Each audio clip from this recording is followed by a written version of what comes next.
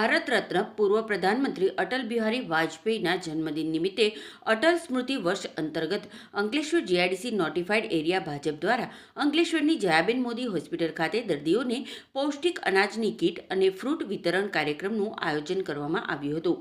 આ કાર્યક્રમમાં રાજ્ય સરકારના જળ સંસાધન અને પાણી પુરવઠા મંત્રી ઈશ્વરસિંહ પટેલ વિશેષ ઉપસ્થિત રહ્યા હતા અને જયાબેન મોદી હોસ્પિટલમાં અંદાજિત 130 જેટલા દર્દીઓને પૌષ્ટિક અનાજની કીટ અને ફ્રૂટ વિતરણ કરવામાં આવ્યું હતું। આ કાર્યક્રમમાં નોટિફાઈડ એરિયા ભાજપના પ્રમુખ જય તેરૈયા, અલ્પેશ પટેલ સહિત હોદ્દેદારો અને આગેવાનો ઉપસ્થિત રહ્યા હતા। 25 ડિસેમ્બર એ આપણા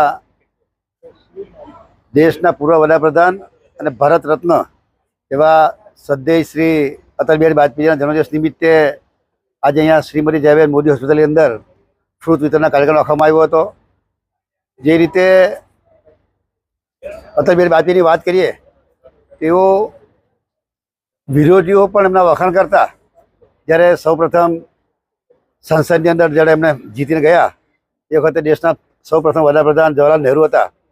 ત્યારે ખૂબ સારું ભાષણ એમણે કહ્યું। ત્યારે જવાહરલાલ નહેરુએ એમ કીધું કે આ યુવાન એક દિવસ આ દેશના વડાપ્રધાન બનશે અને સતત 3 વાર આ દેશના વડાપ્રધાન તરીકે જે રીતે કામ કર્યું। એમાં સુવર્ણ ભુજ યોજના હોય કે સર્વ શિક્ષા અભિયાન યોજનાઓ હોય, આ યોજનાઓ એમના સમયની અંદર શરૂઆત થઈ અને જોયું છે કે શિક્ષણની અંદર પણ સર્વ શિક્ષા અભિયાન દ્વારા અનેક શાળાના ઓરડાઓ બનાવીને આજે જે વિસ્તારમાં શાળાના ઓરડાની કમી હતી એવા વિસ્તારોની અંદર એનો લાભ મળી રહ્યો છે અને લોકોને એનો લાભ પણ મળી રહ્યો છે। ત્યારે સદૈવ વાજપેયીજીને આ તબક્કે હું એમને શ્રદ્ધાંજલિ અર્પણ કરું છું।